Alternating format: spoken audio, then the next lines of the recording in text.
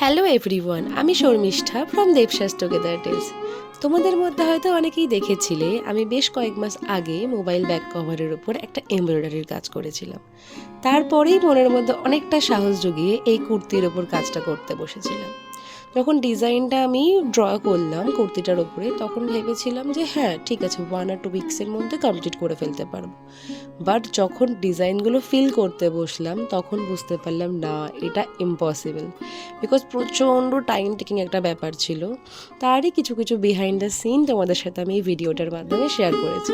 এখন তোমরা যে ডিজাইনটা দেখছো সেটা কিন্তু প্রথমে আমি ঠিক করিনি। প্রথমে ভেবেছিলাম দুটো সাইডেই ফুল এমব্রয়ডারি করব, বাট একটা সাইডে করার পর যখন দেখলাম এতটা টাইম লেগে গেছে, তখন আমি ডিসাইড করেছিলাম যেটা একটা সাইডে কালার করে দিই, তার উপরে কিছু ফ্রেঞ্চ নট আমি স্প্রেড করে দেবো।